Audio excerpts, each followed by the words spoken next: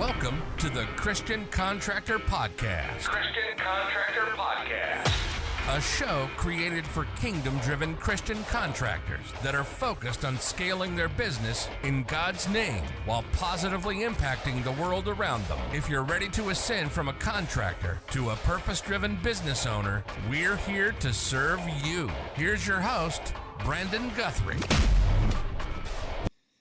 So when roofers first get that pushback, like what should they do? Just kind of get through that transition period. So your homeowner's your best weapon, right? I mean, that's who the contract's with. Our contract's with them. The insurance contract is with them. Insurance can literally just not answer our email.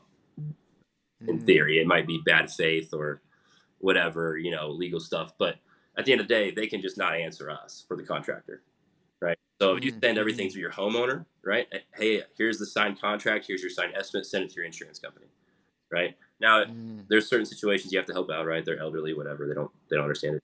But for the most part, through the homeowner to the insurance company, everything goes through the homeowner, right? If they have questions about certain things, yeah, maybe they'll call you, right? But I'm not here to negotiate what's going on. I'm explaining to you how you can get to my price. Typically, this is how it goes. I'm explaining to you how you can get to my price in Xactimate, right? And I say that because I have experience with Xactimate, but it'll be like, I'm not backing off my price. I'm only taking this call to help you and the homeowner get to where you need to be, right? Otherwise, you need to explain to your homeowner why you're not going to approve this in writing, and then you guys can have a conversation. And obviously, there's certain, like, we have our hands tied by, on the UPA laws and all that fun stuff with unlicensed public adjusting. So there's certain, we can't talk policy as contractors. So you have to let your homeowner fight that fight, and then give them some ammunition, right? Here's our estimate. Here's our signed contract. Here's the, damage report. Here's the measurements. Here's all the documents you need. Because if you think about it, typically, and with most other stuff, they just go to the place for insurance work. They just go and they get it done and they submit the bill and they get reimbursed, right? Right. Roofing is like, they don't do that. Everyone, they would, but if it was a retail bid, they would, right? If you didn't even know insurance was involved, you would just give them a bill and you would get paid and move on. And insurance is supposed to cover that, right? Because technically we're not even supposed to look at the insurance estimate, probably. When it comes down to it, we're not supposed to be involved in the insurance process at all as contractors. Right. That's a whole different conversation. But yeah. Okay. So where are people potentially falling short? And you're doing like, you're crushing it, like you're crossing all your T's, you're dotting all your I's, and you're getting more jobs because of that. And how are people listening and potentially falling a little short? Like, they're not doing this, or maybe they're not doing that. Like, what are those things you think they might be doing, not doing?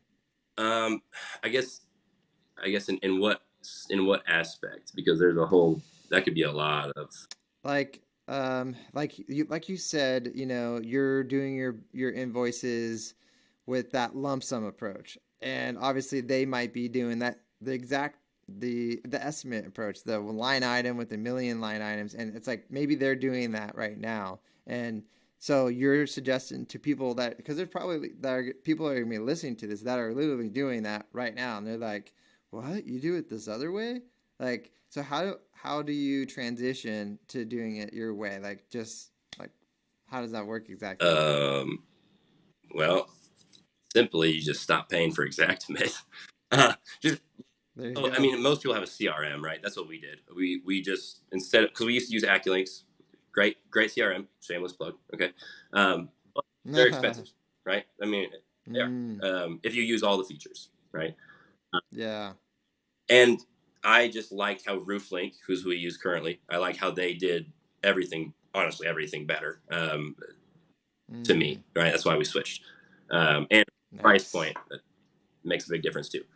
But on there, you can create estimates. You could add your own line items to those estimates if you wanted to, right? You could make it extremely, extremely detailed. But I just like the layout on there, and it works fine. I mean, it works great. It's like I said, if we weren't playing the insurance game, right, and it is a game, Mm, we wouldn't do it that way, right? You wouldn't do it that way. mm, A plumber doesn't write his estimate that way. Uh, your right. drywall guy doesn't do it that way. He might give you the measurements, but you're not getting a price per line item from your subcontractor. Mm, You know, um, it just does. I hear you. It's just not. It's the only time we would do it that way is being asked by an insurance company to break it out like that. So are there people listening to this that are like, oh, I've been doing it this way. I didn't even know it's possible to do it this way. I'm afraid to do it, right? They're going to get pushback from the insurance providers. And you're just kind of saying, just do it. See what happens, like You. try it. So my advice is, yeah, just do it. Just do it. But do it well, right? Try to. Mm, Some people mm-hmm, will take the lump sum thing and go crazy, right? They'll literally just put roof X amount of dollars, and you're like, okay, like I don't know what product is on there. I have no idea what's happening to the roof. Like, are you redecking it? Are you like what's going on, right? mm-hmm. We don't know. That I can understand, right? An adjuster has no idea what's going on. That Right, they right. couldn't work. Too Yeah, vague. but as long as you have a summary of the work that's going to be done, you don't, or even you could even have the line items. Take the pricing out, right? Take the pricing Mm-hmm, off those line items. Have the measurements if you want, right? And then if there's a major okay. difference in the measurements, even I don't do that specifically because, this is honestly, I don't want to have that conversation, right? I Mm-hmm. don't want them to just get hung up on another aspect of the difference, right? Don't give them anything to get hung up on. Pretty much, right? Like we're agreeing we have to replace all the accessories. We're agreeing we have to replace all the valley metal. We're agreeing we have to replace all the shingles. We're not saying we have to add a bunch of decking. We're not saying we have to frame anything. We agree on what's happening to this roof, and we know as the contractor what it takes to get it done. This is our price to do it. Like the measurements are almost irrelevant. Like this is our price for this job. Like Right. like I like it. if you add a foot here or take a foot away here, do you think I'm going to change my price? No, because like Yeah. if you know what I mean, it doesn't. Yeah. So yeah, 100%, dude. People like, okay, I'm gonna do it. I'm gonna do it well. Um, are contractors gonna expect to lose some jobs because of this new absolutely, approach? absolutely. So it's gonna feel like a punch in the gut, right? At first, because it does, because you're gonna get the homeowner, especially when you're doing insurance work, um, when they're gonna be like, well, you're way over my insurance estimate. They're like, because typically people do work for like Mm, insurance proceeds, right? So they're like, you're way over my insurance estimate. Like, there's just no way. Like, they're not gonna come up $10,000. They're not gonna mm, double the estimate. Like, right. I promise you, if I used Exactimate, like they would eventually. This is just easier and faster for everyone involved, right? Hmm. Like I could even say I'm going to work for insurance proceeds and then go fight all day for line items on the scope, right? Um, but then at the end of the day, who's in charge of your margins then, Right. right? 100%. And if it was up to insurance, we'd all make nothing, right? We Yeah. we'd make enough to scrape by, except for their preferred contractors, and they'd send them just enough to be their preferred contractors, right? So if you do this approach, you may lose some at first, One but one in key the long run, you're I'll say one key to go. this is offering financing. Okay, a lot of Mm, contractors don't offer financing.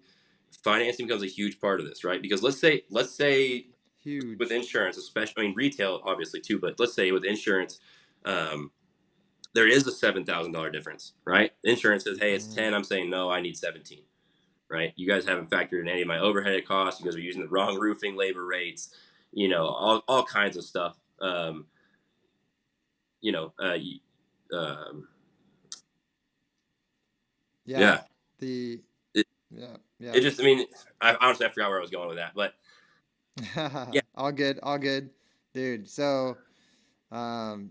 So you can expect to have higher margins by doing this approach, right? you'll have higher, more consistent margins. That's the thing, right? You might lose a few jobs, but if those jobs were only going to get you a 20% margin, and then the rest of them you're only getting like 30, well, I'd rather get 4 jobs or 5 jobs at my true 40% margin versus having 6 jobs at like a 20% margin, right? Because I don't know exactly how that math works out in that thing, but it's got to be similar amounts of money, but you did way more work, right? You had to Yeah, fund. 100%. The revolving door is a problem. I mean, we all know cash flow is king here in this industry. If we Right. don't have the cash, we can't build it, especially new Yeah. guys, right? I know that. I know that firsthand. We're just about to get our lines of credit from the bank, right? So everything to this point has been cash. So Oh, wow. Yeah. you know what I mean? You have to maintain the cash flow. Then that's part of the financing too, right? Where I was going with that is if the homeowner finances the difference and submits it as a bill incurred, then it's a done deal, right? That's how insurance is supposed to work. They're supposed to pay the necessary cost incurred to do the job, right? If they incur the cost, it's over. They've met all their contractual obligations to insurance, so insurance meet theirs. Insurance has to pay the difference if they finance it. So if they incur the cost, they don't have to finance it necessarily, right? Okay. So RCV, like an RCV policy, right? Replacement cost value. In most of those like loss settlement provisions, okay, and most of this, by the way, I'll tell you, a lot of this information comes from Steve Patrick and Jen Silver and some of those other people in the industry, right? Big names. Yeah. But once they insurance owes for the how's it usually phrased? They will pay the actual and necessary cost incurred to do the job. That's how most of them are phrased. Sometimes they do have it in there. Like there's certain insurance companies where it'll actually say, we will pay the actual cost incurred or our estimate, whichever is lower, right? And then you're just like, okay, like just know what you're getting into. I mean, there are exceptions to this, obviously, but for the most part, like I know the big ones, State Farm, Allstate, all those guys. Now they might fight you all day, right? They might fight it and fight it and fight it and fight it. But at the end of the day, if the homeowner has incurred that bill and they've actually paid that, they're submitting a receipt, right? They're not submitting an estimate. This is a receipt. Here's my receipt here's my bill that I paid to get this work done. Pay me, right? You have to pay me. Wow. Now, sometimes, depending on how much money is involved, right, it might be attorney worthy, right? But it's you have so much to stand on at that point that you really can't lose, right? Eventually, you're paid. I'm not saying it's always the easiest, right? Right. But so that's a big, like for us, a big one that comes down to is decking, right? With like decking issues, because insurance doesn't want to pay for decking. Right, they will give every excuse in the book. As I'm sure you're aware, they'll give every excuse in the book as to why that decking is not covered by insurance, even with code coverage and all the other stuff. And it's just it's really it's a lot. Dude, right on. That's crazy. So I mean, push for it, incur costs, work with the insurance companies. Whew. Okay, so. For the Christian contractors listening in, submitted. Wow, paid a lot. Huge. What's that? So we hear back once they've actually submitted the bill, right? They've submitted the receipt for the decking, because like I said, that's the big one. They'll finance the decking, whatever, submit the receipt, and insurance will cut them a check. And they'll be like, well, we don't want to approve the decking. And they're like, well, I've incurred the cost. It's a code. Like, it is code. I've proven it. Like, you're going to pay me.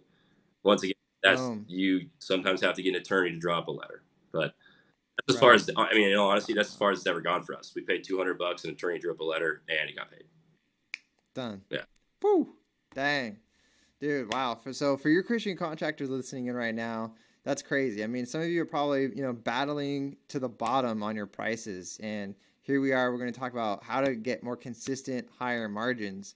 And it comes down to character a little bit, because you can't back down, and you got to be honest.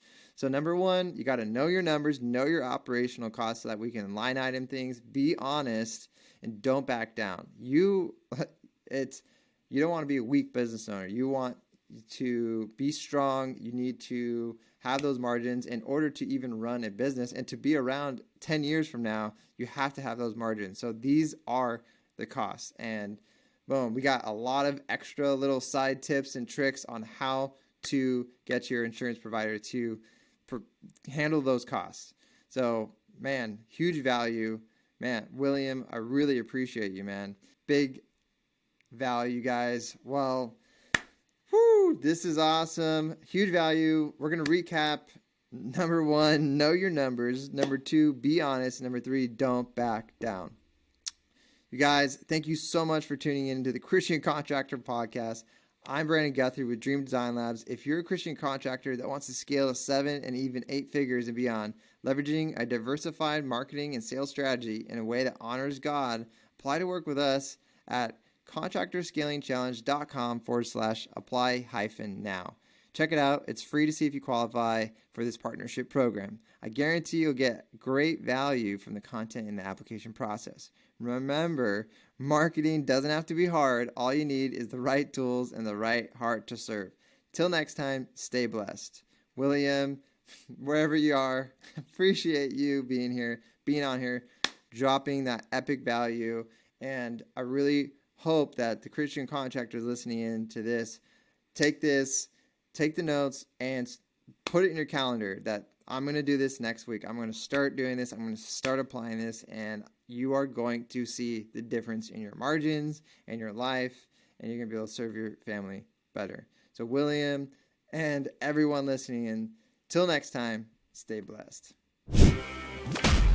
Thank you, Christian Contractor family, for hanging out with us today. Let's get out there, do great work, and make a positive impact. If you want to connect with Brandon, head to Instagram and follow him at BG44. Let's change not only your life, but the world around you.